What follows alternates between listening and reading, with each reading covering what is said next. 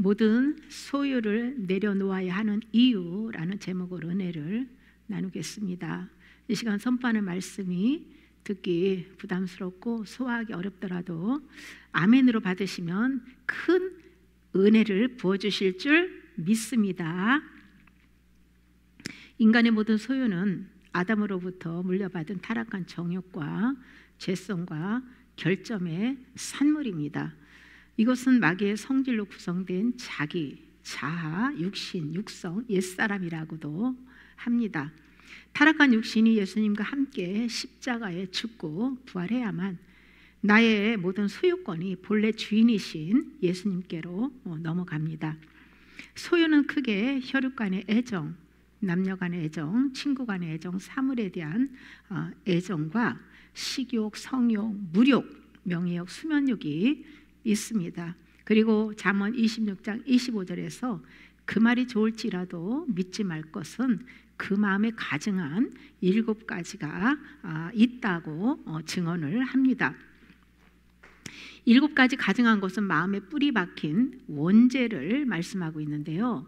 여기서 그 원죄가 7가지라는 것이 아니라 7은 죄의 완전 수로 우리는 이해를 해야 합니다. 예레미야 17장 9절에서 만물보다 거짓되고 심히 부패한 것은 마음이라고 증언하고 있어요. 이와 같이 인간의 마음은 타락한 그 완전 타락, 전적 부패해서 정말 죄로부터 가득 찼다는 것을 의미합니다. 하나님께서 모세를 통해서 613가지의 율법을 주셨습니다. 호세아 8장 12절에서는 하나님께서 율법을 10,000가지로 기록했다라고 말씀하고 계세요. 이것은 한마디로 타락한 인간의 죄가 너무 많기 때문에 그 죄를 깨닫게 하는 율법 또한 10,000가지가 필요하다는 것을 교훈해주고 있습니다. 악한 그 생각으로 짓는 죄는 셀 수가 없이 너무나 많죠.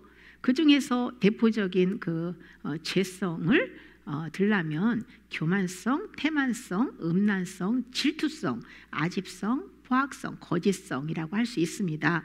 이런 죄성이 귀신이 그 쓴뿌리를 내리고 지배합니다. 그 죄성 속에는 귀신이 그 죄를 다스리는 거예요. 죄성은 정욕이 만족하면 잠잠하지만 불만족한 일이 생기면 고개를 쳐들고 올라와서 죄로 넘어뜨립니다. 타락한 정욕과 죄를 지켜 하는 모든 것들은 우리가 버려야 될 소유입니다. 예수님 안에서 죽지 않은 모든 생각, 감정, 의지, 내가 가진 모든 것들은 아담으로부터 물려받은 소유입니다. 소유는 내적인 것과 외적인 것으로 구분해서 생각할 수 있는데요. 일단 내 것이라고 생각하는 것들은 내려놓아야 할 소유고, 주님의 것이라고 여기는 것들은 주님 뜻대로 사용하면 소유가 아닙니다. 육신이 집착하고 신경 쓰는 육신의 소유는 내려놓아야 합니다. 이것은 주권을 바꾸는 회개를 할 때에 소유에서 자유할 수 있습니다. 아쉬운 것은 왜 하나님께서 영만 살려주시고 혼과 육에 뿌리 박힌 이 죄성과 정욕을 제거해 주지 않았을까요? 영혼, 육의 그 죄와 타락한 정욕의 뿌리가 제거되고 예수님의 성품으로 우리가 살면 얼마나 행복하겠습니까? 하나님께서 죄를 해결해 주실 것을 약속하고 단번에 제거해 주지 않은 이유가 있습니다. 무지한 아담과 하와도 마귀의 유혹에 넘어가 선악과를 따먹고 타락했습니다. 우리 역시도 단번에 죄에서 해방시켜 주면 아담과 하와처럼 마귀의 유혹으로 선악과를 따먹고 타락할 것은 뻔하기 때문이에요.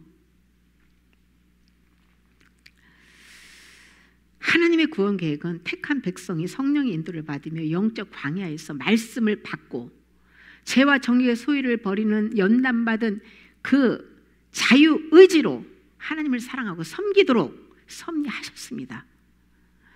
그러므로 우리 영혼은 애굽과 같은 세상을 떠나서 광야로 나가야 합니다.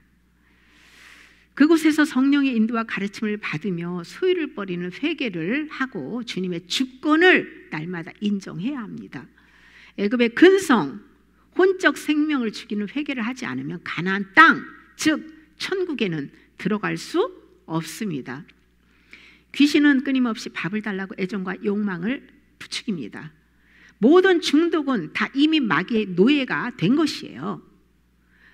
치유받기 위해서, 중독에서 해방되기 위해서는 예수님을 믿음으로 해서 구약과 신약을 열심히 소리내서 먹으면서 하나님의 긍휼을 구해야 됩니다. 바울은 탐심은 우상 숭배라고 증언합니다. 자아만족을 추구할수록 탐심에 우상 숭배를 하며 온갖 죄를 짓고 죄의 열매를 맺음으로 해서 많은 재앙들을 끌어들인다고 증언하고 있습니다. 탐심을 버리지 않으면 마귀의 유혹으로 선악과를 따먹고 우상 숭배를 하기 때문에 예수님께서 영을 보호하기 위해 주신 은혜는 무엇일까요? 일용할 양식입니다. 그리고 내일 일은 염려하지 말고 모든 염려 다 주께 맡기라고 하셨어요. 그것이 마귀와 죄로부터 보호받는 안전한 길이기 때문이에요. 성령님께서 언제 함께 하시고 언제나 우리와 함께 하시잖아요.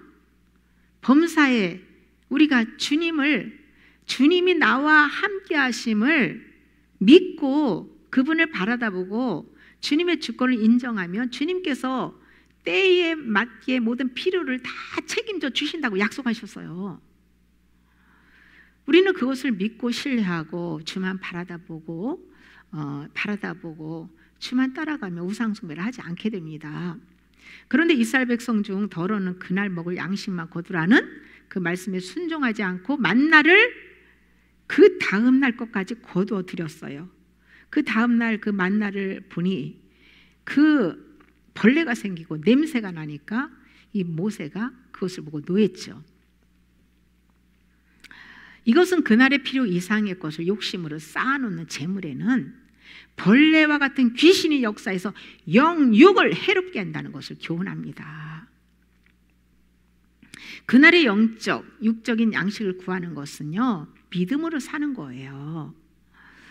불신자들은 자기가 인생의 주인이기 때문에 자기의 모든 필요는 스스로 해결하죠. 스스로 해결하려고 애쓰고 힘쓰고 노력하고 너무나 많은 고생을 하며 살잖아요.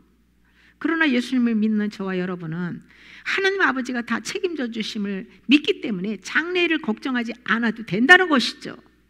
만약 내일 일을 걱정한다면 그건 믿음이 없는 것이죠. 믿음이 없는 사람만 내일 일을 걱정합니다. 주님께서 우리에게 지어주신 것은 십자가예요. 십자가를 지고 산다는 것은 나는 죽었다라는 의미예요. 나의 옛사람은 죽었다라는 거예요. 나를 부정하고 이런 옛사람의 죄성과 타락한 정욕으로 구성된 나를 부정하고 성경 말씀을 마음에만 품고 주님만 따라가면 나머지는 주님이 알아서 다 책임져 주신다고 약속하셨어요. 그런데 교회 안에는 부자가 되기 위해서 돈 버는 일에 많은 시간을 다 쏟아붓고 천국 갈 준비를 하지 못하는 사람이 적지 않습니다. 성경 읽을 시간도 없습니다. 돈 버느라고 바빠서 기도할 시간도 없습니다.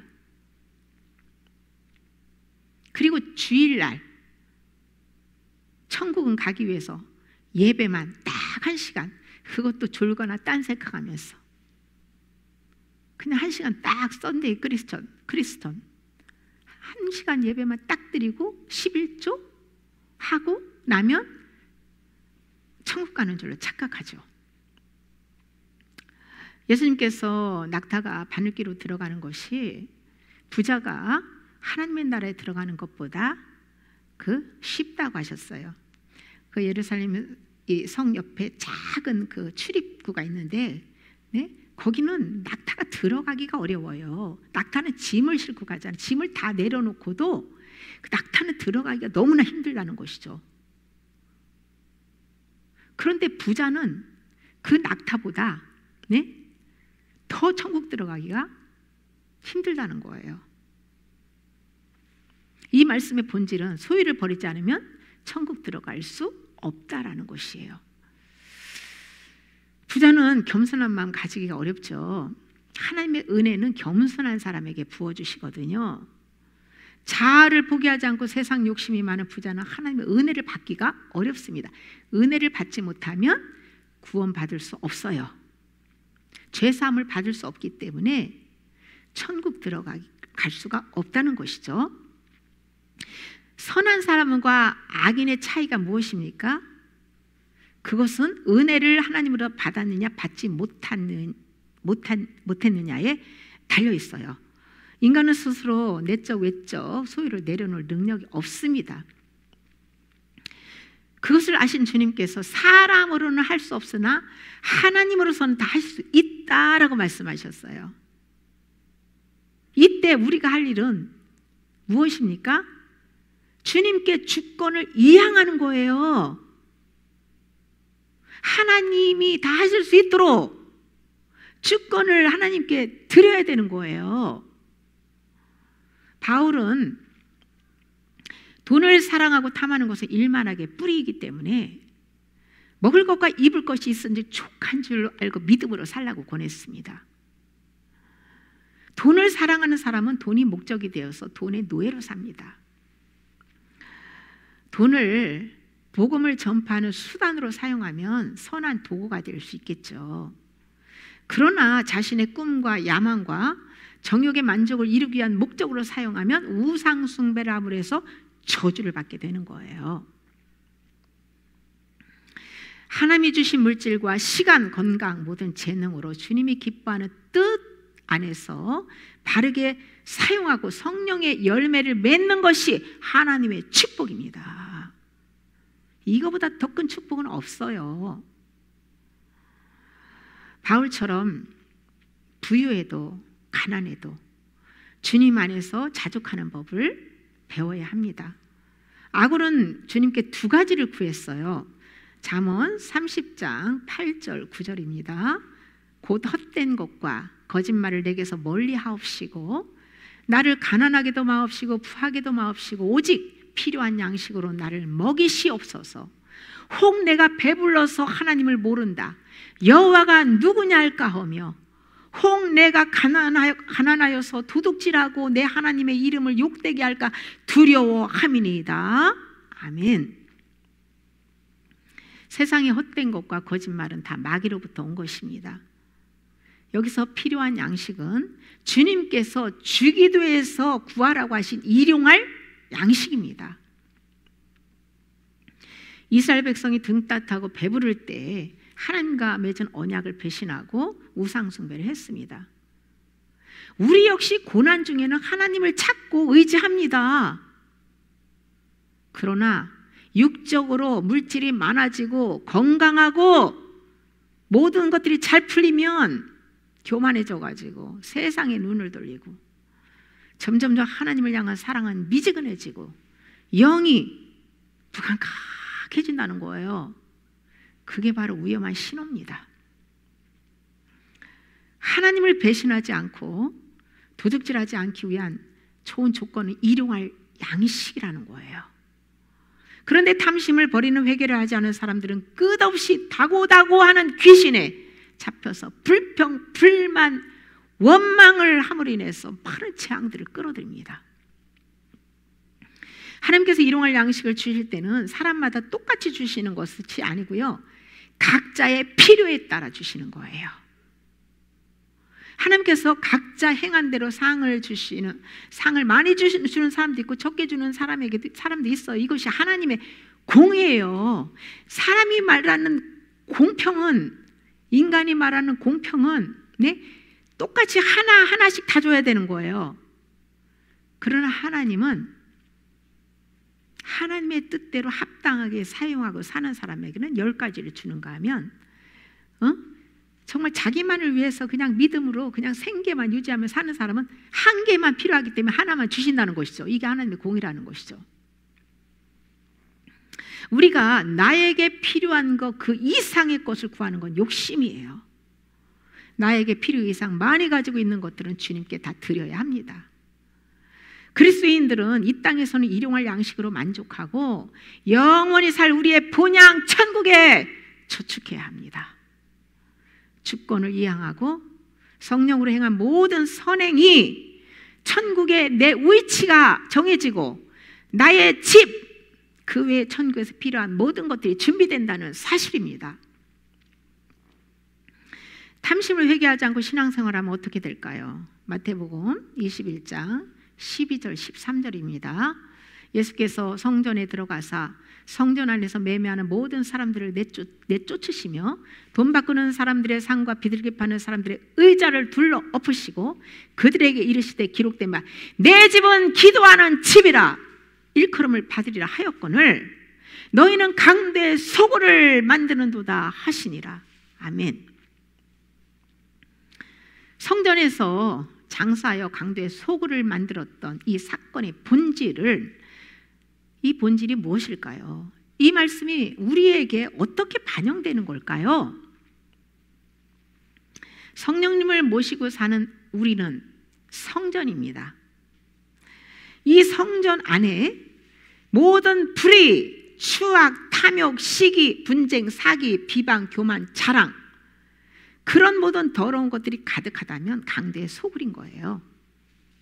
이런 죄를 버리는 회개를 하지 않고 예수님의 이름으로 육신의 복과 자기의 유익한 것들만 구하는 행위들은 매매하는 거라는 거예요.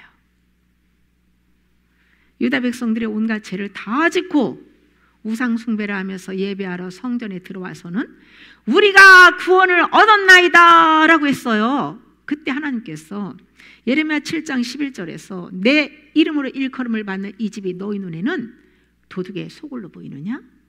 보라, 나 곧 내가 그것을 보았노라고 말씀하세요. 우리 역시 마음 안에 있는 모든 죄와 우상숭배를 회개하지 않고 신앙생활한다면 유다 백성들과 똑같이 성전을 도둑의 소굴 만드는 거예요. 하나님을 모신 거룩한 성전 안으로 귀신들을 끌어들여서 도둑의 소굴로 만드는 것을 하나님이 다 보고 알고 계신다는 것입니다. 하나님이 성령님 안에는 예수님의 영, 예수님 하나님 아버지도 계시죠. 성삼위 하나님, 그분을 우리가 모시고 살고 있는 거예요. 그분이 모르시는 게 어디 있습니까? 우리를 일거수일투족 모든 동기까지 생각 다 보고 아신다는 거예요. 눈에 보이는 사람을 두려워하고 사람에게 잘 보이려고 노력하는 것이 아니라 내 안에 계신 하나님을 두려워하고 하나님 앞에 잘 보여야 되는 거예요. 이 시대 교회도 그 당시 이스라엘 백성들 행한 전철을 그대로 밟고 있어요. 주권을 하나님께 내어드리지 않고 주님의 이름으로 귀신 쫓고 병 고치고 많은 능력을 행하면서 자기 유익을 취하면서 세상 복에 초점을 두고 기도하는 것들 전부 매매하는 행위입니다. 모든 소유권을 하나님께 드리는 회개를 하지 않고 그저 자기의 문제 해결, 건강, 자녀 성공, 물질의 복을 받기 위한 목적으로 봉사하고 헌금하고 전도하고 공예배 다 참석하는 그런 것들, 하나님과 거래하는 그런 것들은요, 성전을 귀신의 소굴로 만드는 거예요. 주권을 이양하지 않고 불순한 동기를 가지고 주님의 이름으로 유익을 취하라는 모든 것들은 그곳에는 사단이 역사합니다. 탐욕을 철저히 회개하고 자신의 생명까지도 주님 뜻대로 내어드려야만 성전이 비로소 하나님을 흠양하는 기도의 집이 되는 겁니다. 주님께서 소유권을 내려놓는 이 말씀을 주셔서 제가 감동으로 준비하는 중에 제가 의식하지 못한 죄를 지적받았어요.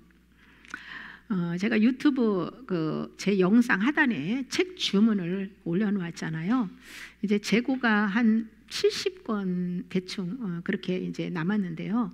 그걸 다 소비하면 이제 더 이상은 제가 재판할 생각이 없어서 그때 이제 내리려고 생각을 하고 있었어요. 그런데 거기에 제 계좌 번호를 올려놓은 것이 마음에 걸렸습니다. 여기는 이제 합천 이 산골이다 보니까 뭐 여기 우리가 사는 그냥 몇몇 분 밖에 없잖아요. 그러다 보니까 우리는 그 재정이 그 외부에서 이 공급이 되지 않으면 뭐 유지가 사실 되게 어렵죠. 저는 그 물질의 이 마음을 빼앗기지 않기 위해서 저 나름대로 기준을 세우고 교회에서 주는 사례비 외에는 제가 어떤 사적으로 저를 헌금하거나 주는 것은 제가 일체 쓰지 않겠다고 주님께 이게 기도를 그렇게 드렸기 때문에 제가 사적으로 저 개인에게 헌금을 하고 감사하다고 주는 모든 물질은 하나도 저는 개인적으로 쓰지 않고 다 재정으로 제가 다 이렇게 하나님 앞에 올려드렸는데요. 그런데 제가 속으로 생각하기를 제 설교를 받고 그 은혜 받는 분들이 혹시나 감동을 받고 헌금을 하지 않을까라는 생각에 사실 계좌번호를 올려놓은 것도 있었어요. 그런데 주님께서 그 말씀으로 장사해서 교회 재정을 채우려는 인간의 불순한 생각을 저를 책망하셨어요. 그래서 주님께 제가 용서를 구하고 바로 책강과 모든 계좌번호 전화번호 전부 다 내리고 댓글 창도 다 닫았습니다. 후에는 어떻게 하나님께서 또 말씀하실지는 모르겠지만 일단은 제가 내려놓는 결단을 해야 될 그 상황이기 때문에 그렇게 했어요. 그 주님은 온전한 마음과 눈으로 밝은 눈으로 이 모든 것을 보기를 원하시고 살기를 원하시죠. 지난밤 이렇게 결단하고 지난밤 꿈에서 제가 그 이제 사각 이 모양 안경테가 이제 꿈에서는 사각으로 된 안경테를 썼는데 제가 안경을 또 하나를 맞췄나 봐요. 그 안경 주인 남자가 안경을 맞춘 거를 가지고 저한테 왔어요. 그래서 제가 딱 쓰니까 딱 이렇게 밝더라고요. 그래서 제가 그 꿈을 꾸고 나서 하나님께서 이것을 딱 내려놓는 선물로 하나님이 제 눈을 더 이렇게 밝게 보도록 하나님께서 선물을 주셨구나라는 그런 깨달음을 얻었습니다. 우리는 순결한 신부가 되기 위해서 주권을 온전히 하나님께 드리고 이 마음 안의 불순물을 다 버리는 회개를 해야 합니다. 하나님께서 이스라엘 백성들을 탐심의 죄악으로 노하여 쳤다는 말씀을 하세요. 모든 죄의 근원은 탐심이라는 거예요. 탐심은 재앙을 끌어들입니다. 군대 귀신 들린 자를 통해서 교훈해 주는 것도요, 탐심이에요. 탐욕으로 살면 같은 속성을 가진 귀신을 끌어들이게 되어 있습니다. 시편 기자는 이스라엘 백성들이 광야에서 하나님을 시험하고 탐욕으로 고기를 먹게 해달라고 구했을 때 그들의 요구를 들어는 주셨어요. 그런데 그 후에 그 영혼이 파리하게 쇠약하게 했다고 말씀하고 있어요. 응답을 들어줬다고 좋아할 것은 아니라는 거예요. 네? 아니 육신의 것 받아 누리는 거는 좋다 쳐요. 내 영혼은 그만큼 쇠약해지고 파리해가지고 영은 점점 죽고 하나님과 점점 멀어진다는 것을 알아야 됩니다.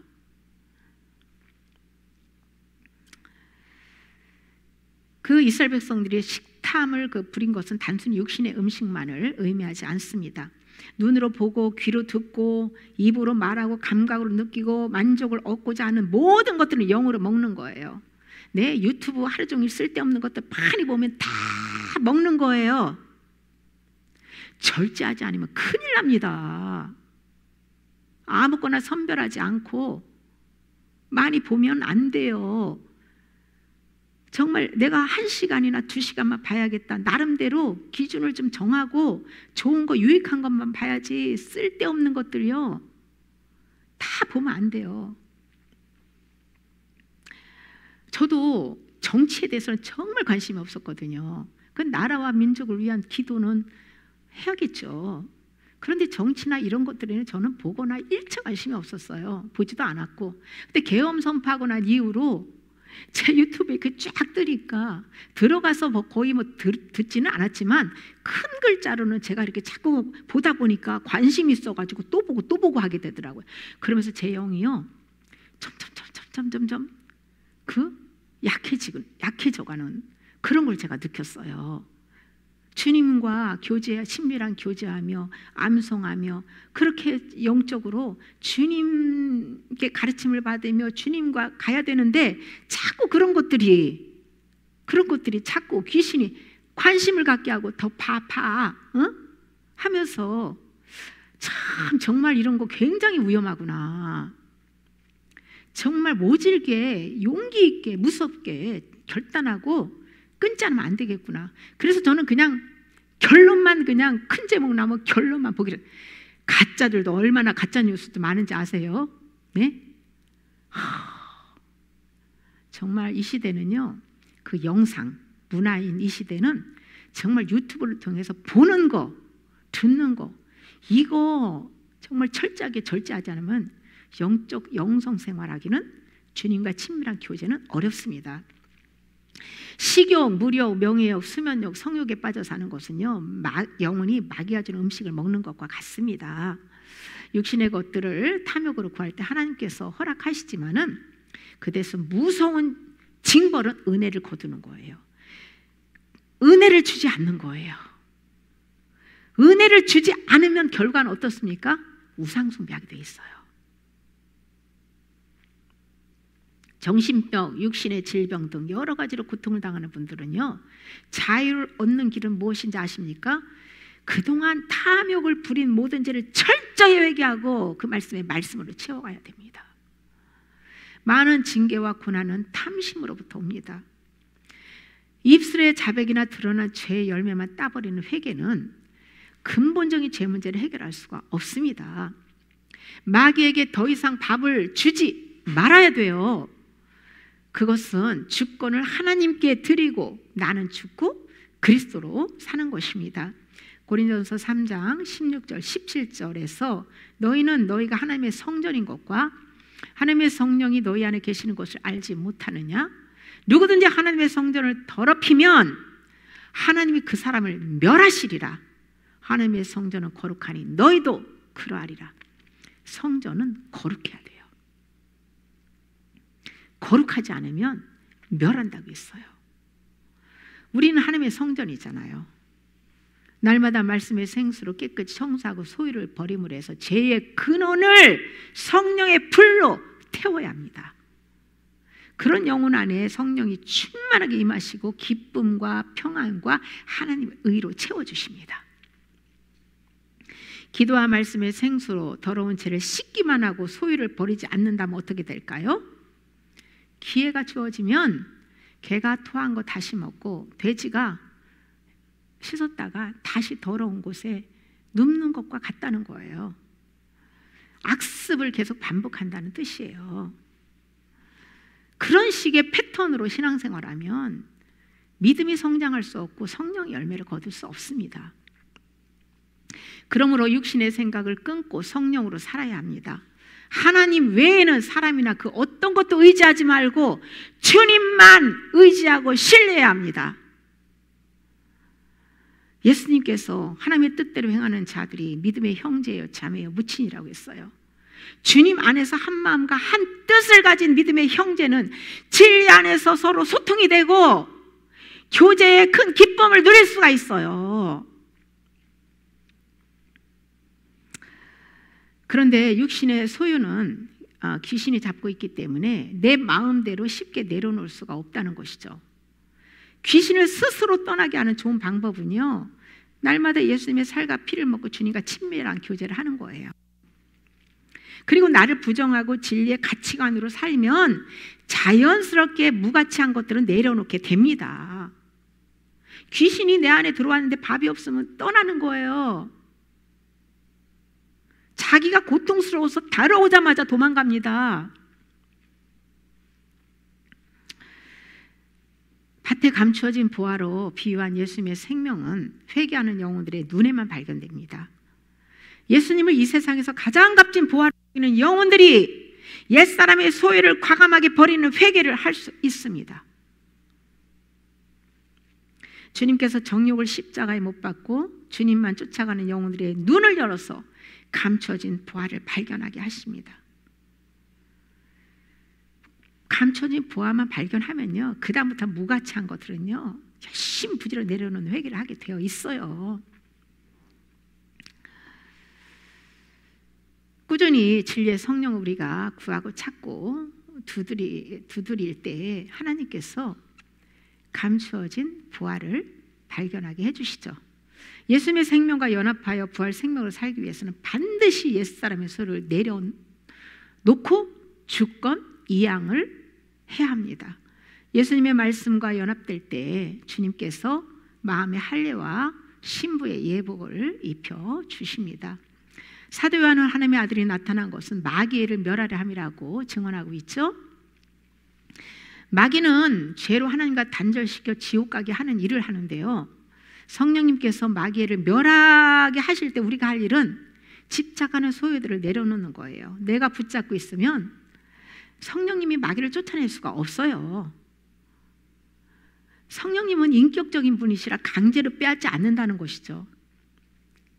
주님 드립니다 하고 좀 내려놔야 주님이 그 소유를 붙잡고 이 속에서 우리에게 자유를 빼앗아간 악한 영을 멸하시고 쫓아내신다는 거죠. 광야의 길에서 지속적으로 소유를 내려놓는 회개를 해줘야 성령님이 마귀를 멸해 주십니다. 초신자 때는 육신의 기도 응답 잘해 주시죠. 왜 응답을 잘해 주겠어요? 살아계신 하나님을 많이 경험시켜줘야 믿음을 가질 수 있잖아요. 그리고 하나님의 사랑을 많이 경험을 시켜주기 위해서, 그래서 믿음이 어릴 때는 기도 응답을 잘해 주는데요. 그리고 어린 영혼들은 외적으로 큰 죄는 내려놓지만 이 내면에 집착하는 소유들은 깨닫지도 못하고 내려놓지도 못합니다. 그러나 믿음이 자라고 진리를 깨달으면 성령님의 은혜로 속사람이 더러운 죄를 버리는 회개를 하게 됩니다. 인간의 힘으로는 옛사람의 소유를 내려놓을 수 없습니다. 육신의 정욕, 안목의 정욕, 이생의 자라는 세상을 내려놓을 수 없어요. 그러나 성령님의 은혜를 주시면 주권 이양하고 부름의 상을 위해서 과감하게 옛것은 내려놓고 주만 바라다 보게 됩니다. 로마서 13장 14절, 오직 주 예수 그리스도로 옷 입고 정욕을 위하여 육신의 일을 도모하지 말라. 정욕을 위해 육신의 일에 빠져 살면 그리스도의 마음과 인격의 옷을 입을 수 없겠죠. 베드로전서 2장 11절, 사랑하는 자들아 거류민과 나그네와 같은 너희를 권하노니 영혼을 거슬려 싸우는 육체의 정욕을 제어하라. 아멘. 우리는 이 땅에서 임시로 사는 거류민과 나그네와 같은 마음과 자세로 살아야 합니다. 기회만 주어지면 사로잡는 육체의 정욕을 성령으로 제어를 해야 합니다. 정욕의 영을 꼼짝 못하도록 제어하는 방법은 소유를 버리는 회개와 믿음의 말씀을 선포하는 거예요. 사단은 이 마음 안에서도 역사하고 외부에서도 세상의 것으로 유혹을 하는데요, 사도 요한이 세상에 있는 모든 것이 다 육신의 정욕, 안목의 정욕, 이생의 자랑이라고 증언하잖아요. 그것은 아버지께 온 것이 아니고 세상 신에게 온 것이다. 너희가 세상을 사랑하면 아버지의 사랑이 너희 안에 없다라고 증언하잖아요. 영의 원리는 하나님을 사랑하면 세상을 싫어하고 세상을 사랑하면 하나님을 사랑하지 않게 됩니다. 왜 나라는 자아와 세상의 소유를 버려야 할까요? 타락한 정욕 속에서 사단이 왕노릇하기 때문이에요. 사단은 성령 안에서 말씀으로 자아를 부인하고 주님을 의뢰할 때 꼼짝 못합니다. 그러나 믿음으로 행치 않고 자아 중심으로 살면 사단이 왕노릇하고 노예로 삼는다는 사실이죠. 우리가 성령이 주시는 말씀을 믿고 아담의 생명을 끊어야 외적, 내적 정결함을 얻을 수가 있는데요, 예수님을 믿는 사람들은 세상과 구별되게 살면서 내면에 뿌리 박힌 죄성과 정욕에 지배받는 소유들을 하나 둘 전부 다 꺼내버리는 회개를 해야 합니다. 옛 것들을 파버린 자리에 살아있는 말씀의 씨를 심어야 돼요. 그래야만 귀신이 그 자리에 들어오지 않습니다. 소유를 버린다는 것은 자아의 모든 것을 내려놓고 주님의 통치권 아래로 들어간다는 의미입니다. 하나님은 내 것을 포기하면 더 좋은 것으로 채워주심을 우리는 믿고 맡겨야 될 줄 믿습니다. 다윗은 자신의 소유가 주의 법도를 지킨 것이라고 증언합니다. 하나님께서 소유를 내려놓게 하시는 이유가 바로 주님의 말씀을 마음과 생각에 기록해서 새 언약을 성취시켜 주기 위함이라는 거예요. 그때 비로소 새로운 피조물이 되어서 내가 사는 것이요 아니요 내 안에 그리스도가 사시는 것이에요. 예수님께서 친히 소유에서 자유로운 삶의 본을 보여주셨는데요, 마구간에서 탄생하시고 나사렛 30년의 광야 삶의 본을 보여주셨습니다. 공생의 3년 동안은 병자들을 치유하고 이 하늘나라의 하늘나라를 복음을 전파하시고 제자들을 가르치시고, 또 그 환자들이 너무나 많이 그냥 예수님이 계신 곳은 어떻게 알고 막 우르르 군중들이 막 몰려오는 바람에 식사할 겨를도 없으셨습니다.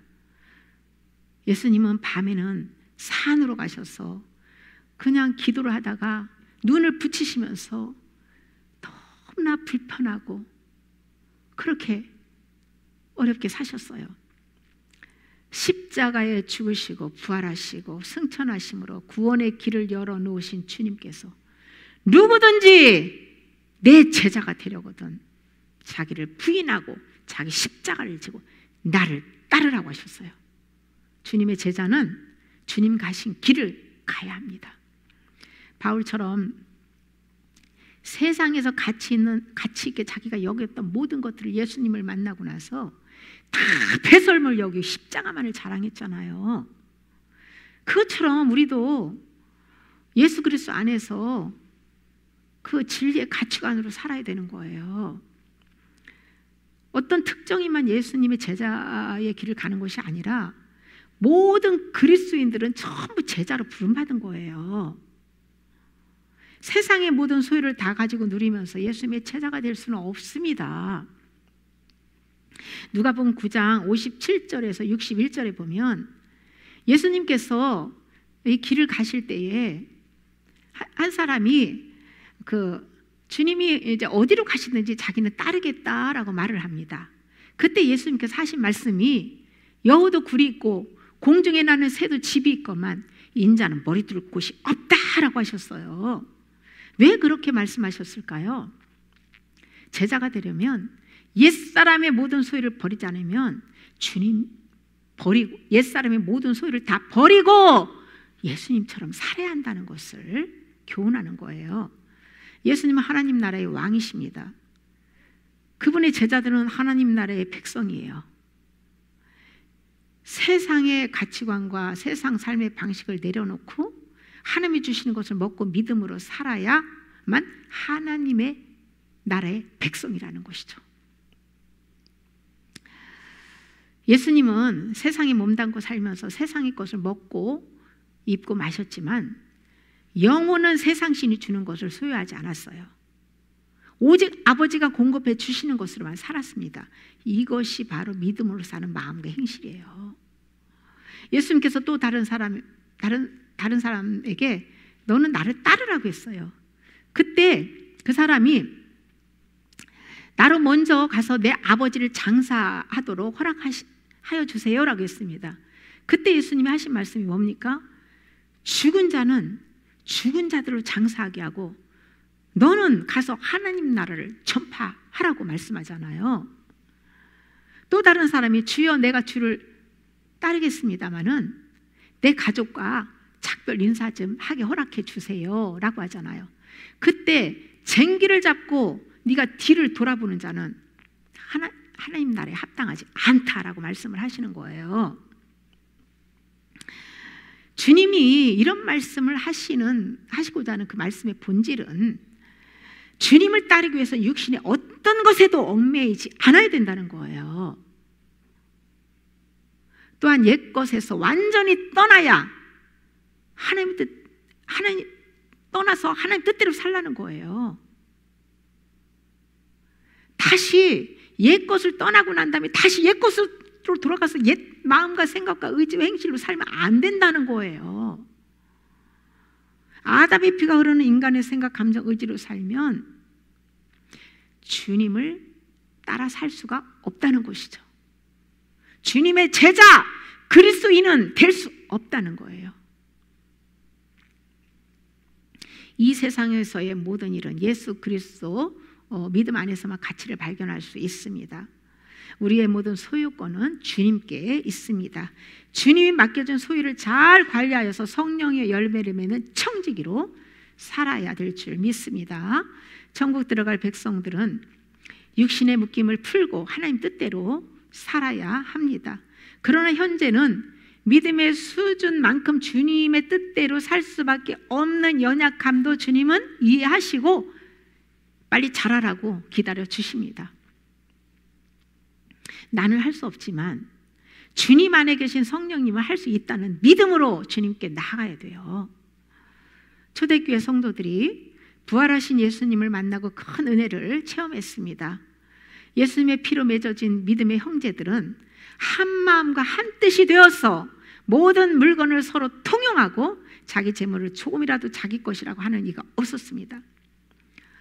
이것은 지금도 예수 그리스도 안에서 진리로 한 마음과 한 뜻이 되면 그런 하나님의 뜻대로 사는 믿음의 형제들끼리는 이 일이 가능한 일이죠. 우리는 주님을 나의 주인으로 모시고 그분의 주권을 매 순간 인정하면서 산다면 내가 가진 소유를 주님이 기뻐하시는 뜻대로 사용할 수 있습니다.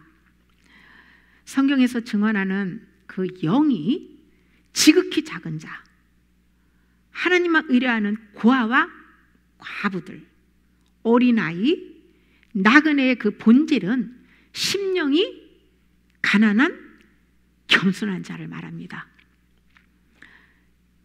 이들이 주님을 위해서 모든 소유를 버린 자들이고 하나님만 의뢰하고 사는 자들입니다. 하나님은 이런 사람들을 사랑하시고 돌보시고 언제나 함께 하시고 모든 인생의 모든 것을 다 책임져 주십니다. 성경은 우리 인생은 풀과 같고 그 영화는 꽃과 같다고 증언하고 있어요.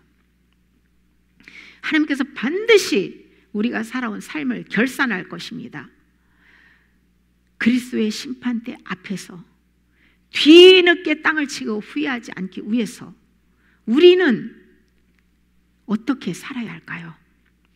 오늘 나눈 말씀을 성령님의 조명을 받고 십자가 앞에 진실하게 탐심을 직면하고 내려놓는 자리로 나아가시기를